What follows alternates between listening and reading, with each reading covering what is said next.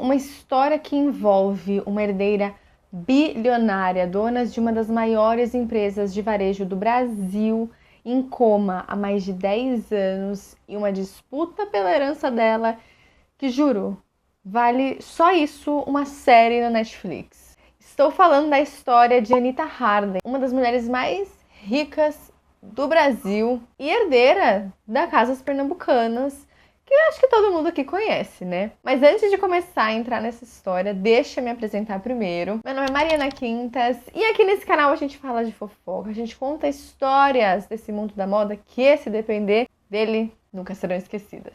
Então, vamos adentrar nessa história cheia de reviravoltas. Saiu recentemente um documentário chamado O Testamento, falando a história da Anita Harley, que foi uma das maiores bilionárias do Brasil e que passa por uma situação onde ela está em coma há 10 anos e estão lutando ali pelo seu patrimônio. E aí eu resolvi contar essa história falando também um pouco sobre quem era a Anita. Eu acho que acaba falando muito sobre as pessoas ao redor da Anita, mas não tanto sobre ela ou sobre antes, né? Por que ela virou a herdeira mor de uma empresa que tem tantos herdeiros ali, tanta linha de sucessão dentro da companhia.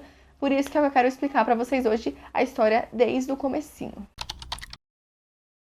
Então, tudo começa em 1855, quando Herman Theodor Lundgren chega aqui no Brasil. Ele cria em 1866 uma fábrica de pólvora.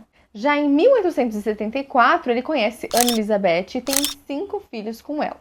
Em 1904, com os filhos já crescidos e trabalhando no negócio, ele resolve expandir o seu empreendimento e atuar no ramo de tecidos. Como ele atuava no distrito de Paulista, dentro de Olinda, lá em Recife, a loja ficou conhecida como Companhia de Tecidos Paulista. Em 1907, ele acaba falecendo e seu filho Arthur Lundgren acaba tomando o head ali da empresa, dos negócios da família. E aí, em 1910, a loja passa a ser chamada pelo nome que ela ficava popularmente conhecida, que era Casas Pernambucanas. E aí, em 1930, a Pernambucanas já era uma das maiores lojas de varejo do Brasil, sendo até um símbolo de prestígio trabalhar na Pernambucanas naquela época. Era como trabalhar no Banco do Brasil. E aí, em 1962, o Arthur Lundgren acaba falecendo e a sua participação societária é transferida para uma holding que era integrada por seus filhos. E aí, naquela época, eles lançam um comercial que ficou muito famoso. Eu não sei se vocês já ouviram falar, mas é o comercial Quem Bate é o Frio. Quem bate? É o frio. Não adianta bater, eu não deixo você entrar. As casas pernambucanas é que vão aquecer o meu lar. E aí, em uma reorganização societária, em 1975, a filha de Arthur, chamada Erenita Helena Lundgren, dá a sua participação societária em várias empresas que eram da família, que eram ali dos irmãos, e pega parte deles da Pernambucanas para ela. Então ela acaba virando sócia majoritária das Casas Pernambucanas sozinha. E aí, em 1980, a Helena ela assume o posto de presidente da companhia quando a sua filha, quando ela acaba falecendo, e sua filha acaba dando a continuidade no negócio, e essa filha é Anita Harley. Na verdade, toda a polêmica começou quando a Helena Lundgren, que tinha 3 filhos, Anita, Robert e Cristina, deixou um testamento privilegiando a Anita com 50% dos bens da empresa. E não se sabe exatamente essa predileção da mãe, né, de Anita por ela, mas todos os familiares falam que elas eram muito próximas. Com isso, a Anita ela foi forjada, né, e moldada a viver nos moldes da mãe, principalmente como uma grande administradora, evitando baladas e tendo um estilo de vida mais recluso. E aí, quando a Anita assume a liderança da Pernambucanas, ela assume num momento muito frágil da empresa, porque estavam tendo grandes brigas familiares e ela estava perdendo força por conta dos concorrentes de varejo. Então, lá no início dos anos 2000, a Pernambucanas estava passando por uma crise e ela estava com mais ou menos 238 lojas, sendo que o seu auge chegou a ter entre 700 e 800 lojas, estava tendo prejuízos financeiros e estava realmente perdendo relevância no varejo aqui no Brasil. E aí, quando ela assume, ela faz um grande processo de reestruturação na empresa, corte de custos, faz uma reorganização operacional e dá um foco no core business, que é esse varejo popular, né, de vestuário e casa.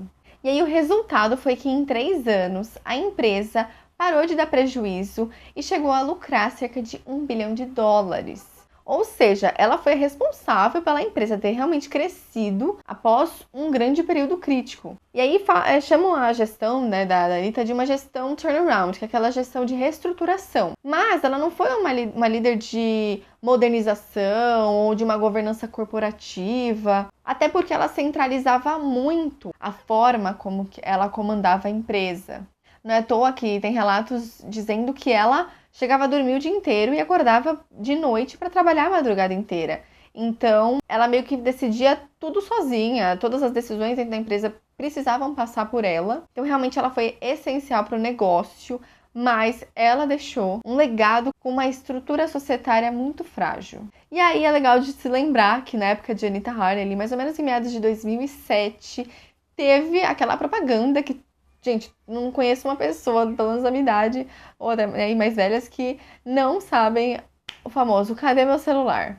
Tá na Pernambucanas. Eu acho que eu falo isso até hoje. Cadê meu celular? Lá na Pernambucanas, meu novo celular. E aí, em 2016, Anitta sofre um AVC e entra em coma. O problema foi que ela não entrou em coma por 1, 2 ou 3 anos. Ela entrou em coma por mais de 10 anos e ela está em coma até hoje.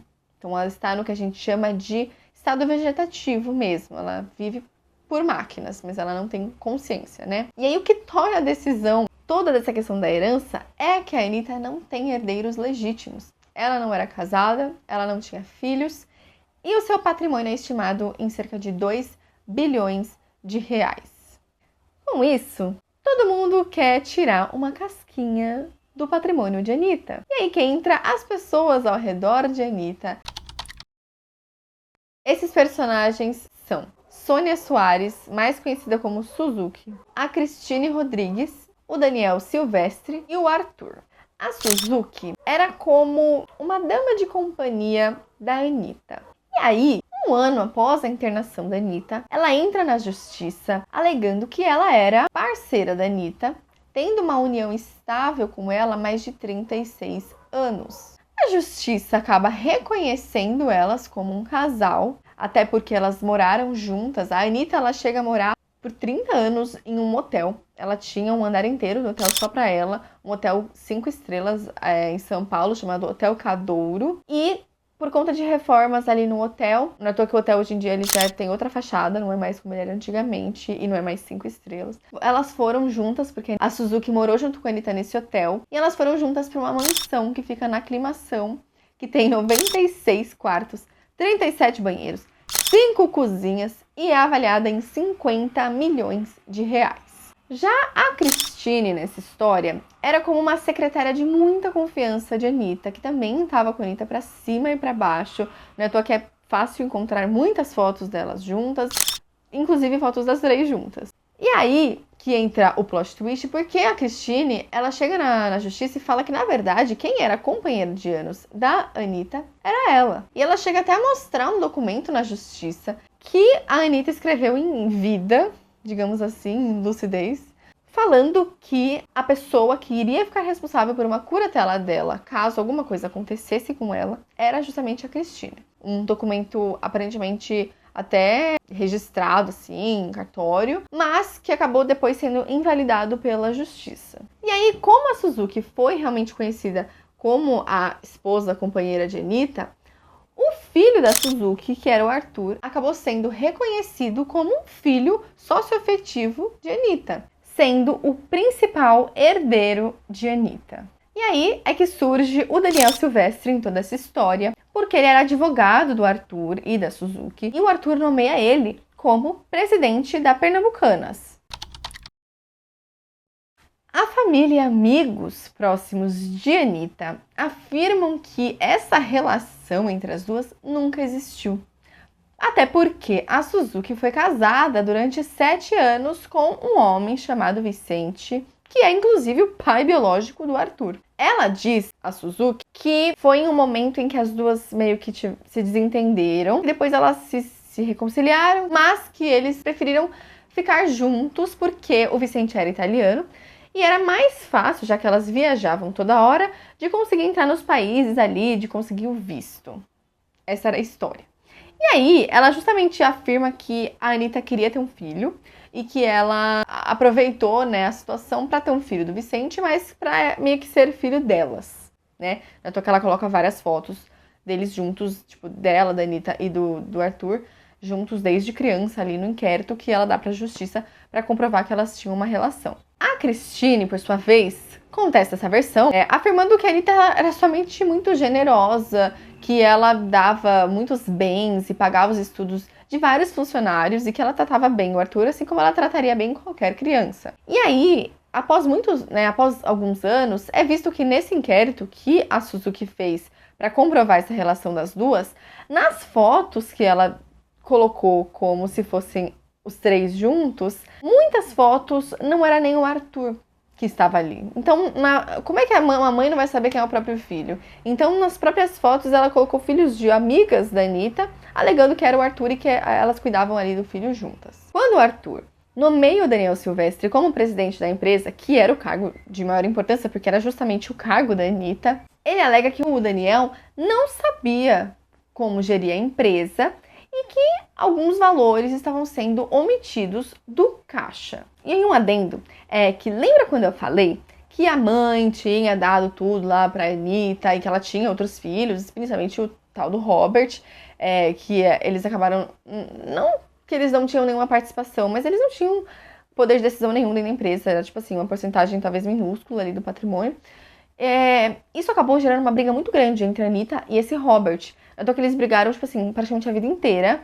E quando o Robert acaba falecendo, os filhos deles continuam essa briga com a Anitta.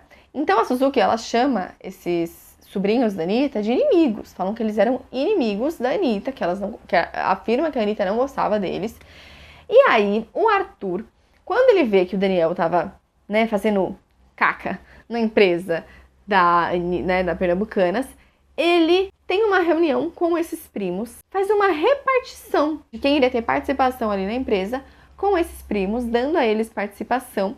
E aí, somando a participação dos primos, dava maior que a participação que o Arthur tinha na empresa. Então, com isso, os primos conseguiram tirar o Daniel do comando da presidência ali da empresa. E aí, o que acontece é que acaba tendo uma rachadura entre o Arthur, a Suzuki e o Daniel. A Suzuki fica extremamente chateada e briga com o filho, porque ele colocou dentro da empresa os tais dos inimigos da Anitta e tirou o Daniel, obviamente. O Daniel, como foi tirado do cargo, também fica bravo com o Arthur, justamente porque ele colocou essas pessoas que ele alegou que eles iriam depredar o patrimônio da Anitta. E aí é que começa a ter essa rachadura. Então, o Arthur fica meio que isolado e a Suzuki e o Daniel meio que se unem ali. Então, no documentário você vê muito a forma como que o Daniel fala da Suzuki e fala do Arthur. Então, você percebe que tem uma rixa ali bem grande entre os três. E aí, assim, gente, o documentário, ele aponta diversas outras coisas. Eu acho que é muito longo pra falar, assim, num vídeo, até porque o documentário, ele tem 5 episódios. Os episódios são bem compridinhos, assim, tem mais de 40 minutos cada. Mas é bem completo, tem muitas imagens, tem muitos vídeos, assim, exclusivos. Então, é bem legal de assistir.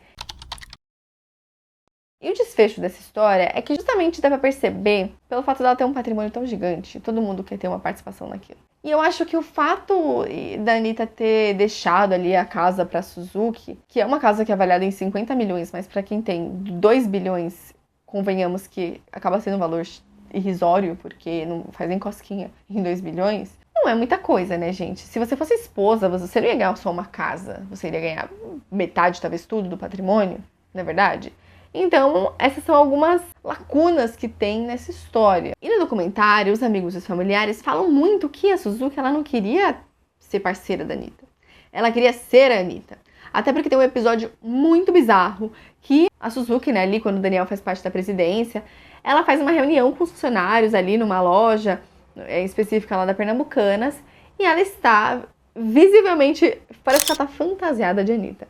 Até porque as duas têm um estilo bastante diferente. Você percebe que a Suzuki é mais glamurosa, né? Ela tem muitos procedimentos estéticos. Você percebe que ela não tem aquele estilo. pra que ela me aparece vestindo uma roupa que era igualzinha à que a Anitta usava, que era sempre uns vestidos longos com bastante estampa, bem fluido assim, bem larguinho, nada a ver, porque ela sempre usava roupas muito justas, ela tinha um corpão assim. E a Anitta tinha um cabelo bem curtinho, loiro, e ela aparece com uma peruca loira e com lente de contato azul. Então assim, a fantasia, até o jeito que ela falava era igual ao da Anitta.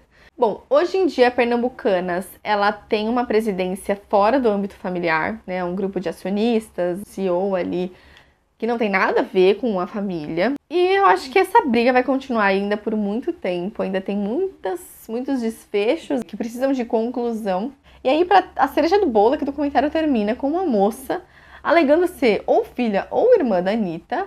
E ela explica lá por que, os motivos dela achar isso, acho que vale assistir ali pra entender, mas é um rolo muito grande, sabe? Tipo assim, a gente aparecendo do bueiro pra ter um pedacinho do patrimônio de Anitta Harley. Bom, não tem como saber se é verdade, a única pessoa que poderia falar isso não tem voz e estão falando por ela, então eu acho muito confusa, eu não consigo ter uma opinião de, tipo assim, quem você acha que tá certo? Sinceramente, eu acho que todo mundo tá meio errado. Todo mundo tá certo, né? Ou que alguém tá certo ou alguém tá errado. Eu acho que é muito difícil de confiar nitidamente em alguém. É sempre um apontando a mão pro outro. Eu acho que todo mundo ali teve participação na vida da Anitta, mas só a Anitta poderia dizer quem que iria ficar com o quê. Mas, infelizmente, ela acabou, né, estando nesse coma e que até agora não acordou. E acho muito difícil, né, também, por mais de 10 anos, em como ela acaba acordando. Esse foi o vídeo de hoje. Eu espero que vocês tenham sido servidos com essa fofoca bem quente, está no hype do momento. Eu recomendo muito que vocês assistam o documentário, um documentário muito completo, muito interessante para quem gosta desses assuntos, assim, de negócios e principalmente, né, de estar por dentro ali, de, né, olhando, a gente olha de fora as empresas, a gente não sabe o que acontece lá dentro, então eu sou muito curiosa, adoro saber. E é isso, gente. Eu espero muito que vocês tenham gostado. Não se esqueçam aí de se inscrever nesse humilde canal, de deixarem um like nesse vídeo, porque é meu parâmetro, se eu sei se vocês estão gostando, se vocês gostam desse assunto ou não. Comenta aqui embaixo outras histórias que vocês querem saber sobre, porque eu sou uma grande curiosa, adoro pesquisar. E é isso. Um beijo e até o próximo vídeo.